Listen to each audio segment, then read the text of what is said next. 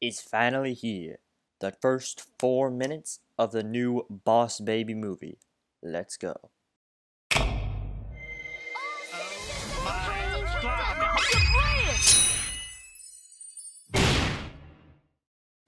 Yeah, just like last time, I'm just going to be analyzing every part of the trailer, or first 4 minutes, I guess, and pointing out things that are interesting.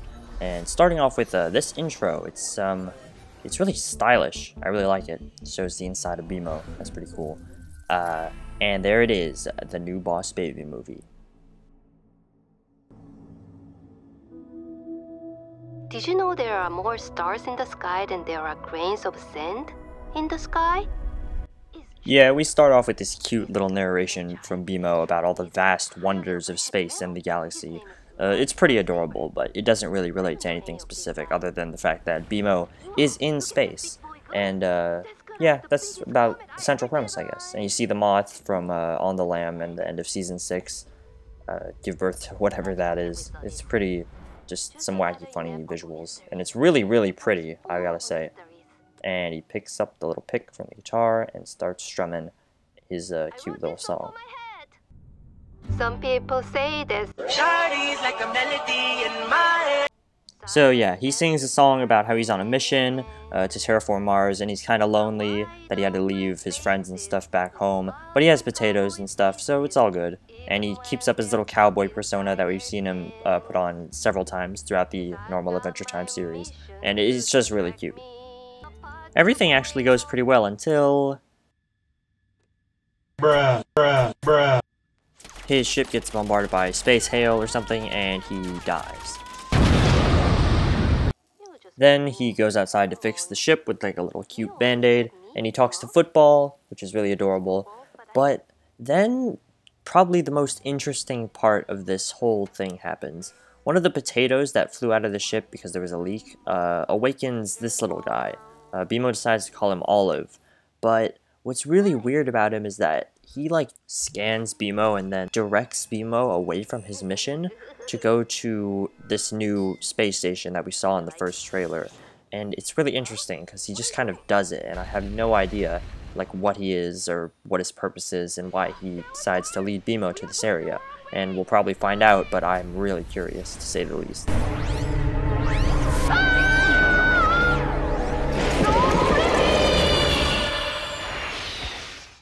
So yeah, after they travel through time and space, BMO recognizes the stars are super unfamiliar and then scolds Plankton for trying to steal the secret formula, and they end up right at the space station. Or I'm assuming this is like the border to it or something.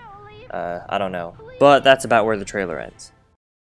Now, I gotta say, if I wasn't already hyped enough, this certainly got me even more excited for this special, because this setup is really interesting, and I definitely want to see where it goes from here.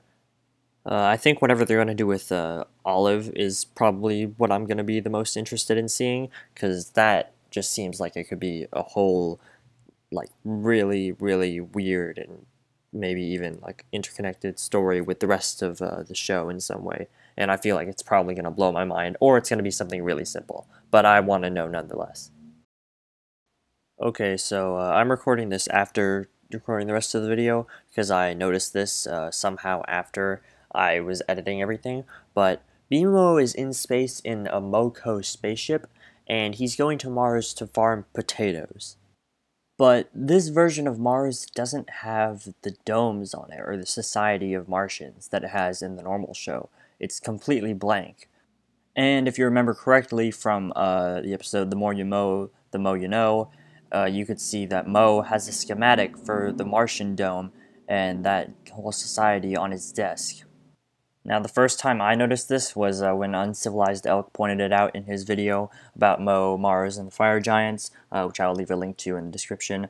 And at the time, I thought that Mo was just studying it, like he just drew up like a schematic of what he saw on the surface. But now, with this trailer in mind, I feel like Mo actually might have been the one who was responsible for the initial creation of the society on Mars. It's just a theory, but from this, it does kind of seem like it's possible. However, the problem with that is Abraham Lincoln was already on Mars at least like thousands of years before the Mushroom War, considering he decreed Orgolorg to be cast down, and Gunter or Orgolorg was living on Earth for thousands of years, and I don't think Mo would have been alive for quite that long. It doesn't really make that much sense. Again, Uncivilized Elk goes into this in much more detail and explains it better in his video. But still, I just feel like this could create a plot hole if it's not addressed properly. So I just kind of really want to see how they deal with this. And that's about it for real this time. Thanks for all the support recently. The spring ranking did really well, and my next video will probably be music related, and I'll reveal what that is when the time comes. But anyway, thanks for watching. Look forward to that BMO special in about 2 weeks or so. I recommend everyone should watch it if they have HBO Max. See ya.